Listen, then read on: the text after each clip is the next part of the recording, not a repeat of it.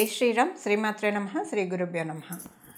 2024 సంవత్సరము ఫిబ్రవరి మాసంలో 6వ తారీఖు నుంచి అలాగే మార్చి 15వ తారీఖు వరకు కూడా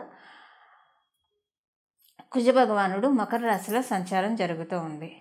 మకర రాశిలో ఆయన సంచారము చాలా చక్కటి విశేషాన్ని సంతరించుకుంటుంది. అయితే ఏంటి ఆ సిగ్నిఫికెన్స్? ఇప్పుడు ఆయన 4 రాశుల్లో సంచారము ఖచ్చితంగా కొన్ని విశేషాంశాలను కలగజేస్తుంది ద్వాదశ రాశుల వాళ్ళకి. ఆ రాశులు ఏంటి? మేషరాశిలో ఆయన సంచారం చేసిన, కర్కాటక రాశిలో సంచారం చేసిన, వృశ్చిక రాశిలో సంచారం చేసిన, మకర రాశిలో సంచారం చేసినా సరే చాలా సిగ్నిఫికెన్స్ ఈ రాశుల్లో సంచారం చేయడం వల్ల ఉంటుంది. అలాగే ధనుర్మీన రాశుల్లో ఉన్నా సరే ఈ 4 రాశుల్లో కొంత స్పెషల్గా ఫోకస్ ఉంటుందని చెప్పాలి. మరీ ప్రత్యేకించి మకర రాశిలో ఆయన సంచారము మిగతా అన్ని రాశుల కంటే కూడా హైలైట్ అని చెప్పాలి. ఎందుకు హైలైట్ అంటే మకర రాశిలో ఆయనకి కొన్ని దృష్టిలు ఉంటాయి, 3 దృష్టిలు ఉంటాయి.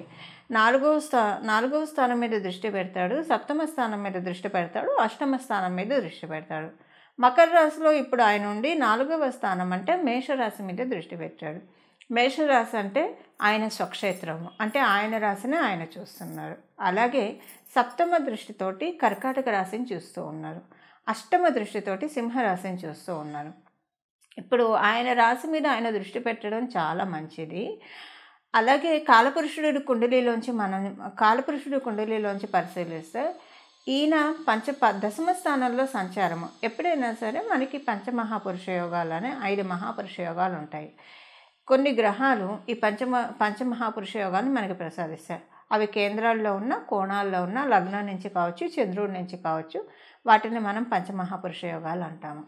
ఇప్పుడు మకర రాశిలో ఆయన పంచమహాపురుష యోగాల్లో ఒకటైన రుచిక మహాపురుష యోగాన్ని ప్రసాదిస్తూ ఉన్నాడు.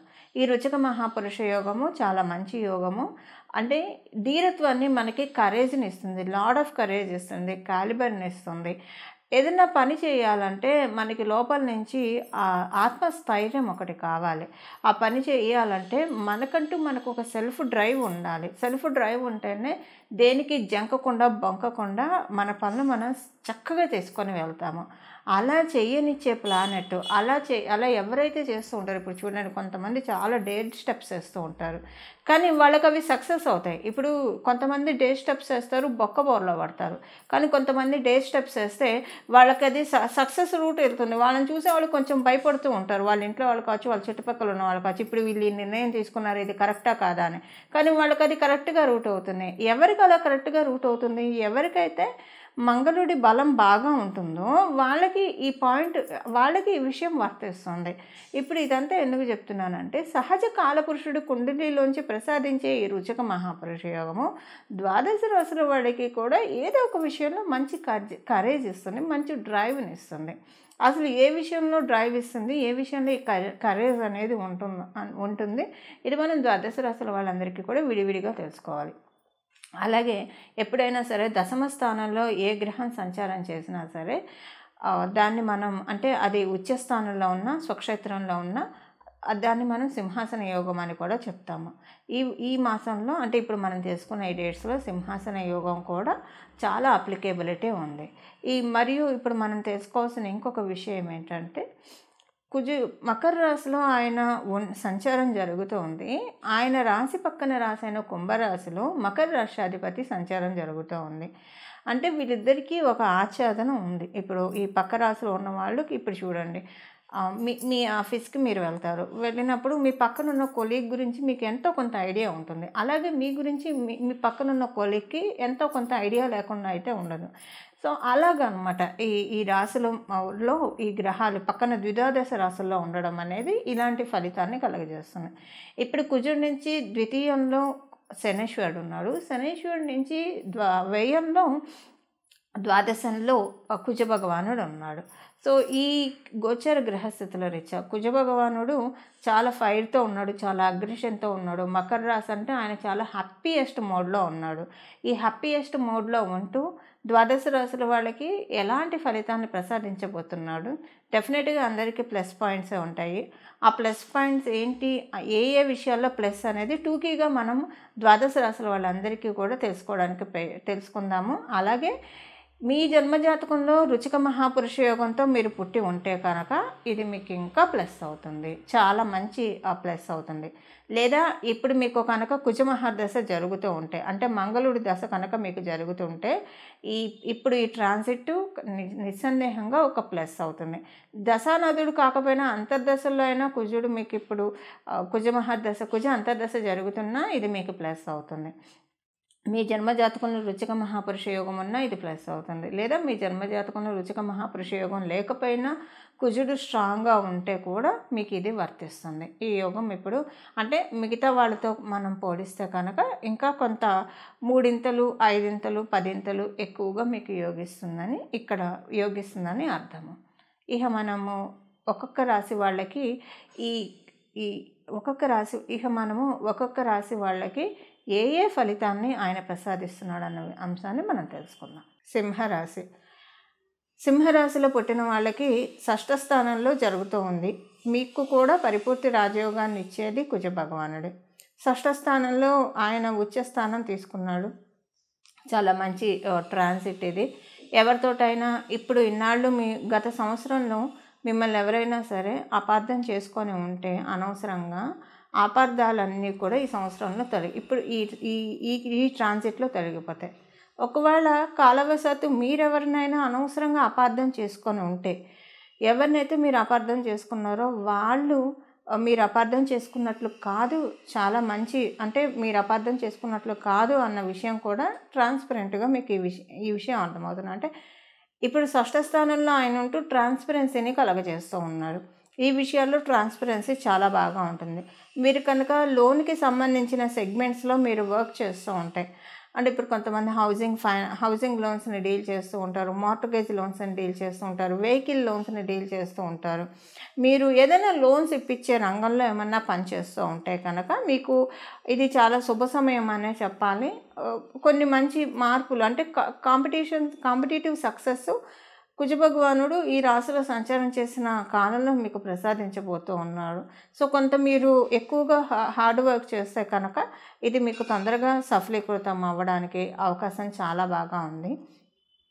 అలాగే మీకు మేనత్తలు మేనమామలతోటి అనుకూలంగా ఉంటుంది ఈ ట్రాన్సిట్లో. వాళ్ళ నుంచి వాళ్ళ ఆప్యాయత ఆదరణ, వాళ్ళతోటి ఏమన్నా మీకు మనస్పర్ధలు ఉంటే అవి తొలగిపోవడానికి కూడా అవకాశం చాలా బాగా ఉంది. ఆయన మీ రాశి మీద దృష్టి పెట్టాడు. ఆ అష్టమ దృష్టితోటి మీ రాశిని చూస్తూ ఉన్నాడు. అష్టమ దృష్టితోటి మీ రాశిని చూడడం వల్ల మీకు అంటే కొన్ని విషయాల్లో మీరు చాలా స్పాంటేనియస్గా మాట్లాడతారు. స్పాంటేనియస్గా కొన్ని నిర్ణయాలు తీసుకోవడానికి కూడా కుజభగవానుడు మకర రాశిలో ఉండి మీకు స్కోప్ని కలగజేస్తూ ఉన్నారు. చూశారు కదండి మీ రాశి వాళ్ళకి ఏ ఫలితాలు వచ్చాయి, ఏ ఫలితాలని మంగళుడు ప్రసాదిస్తూ ఉన్నాడు.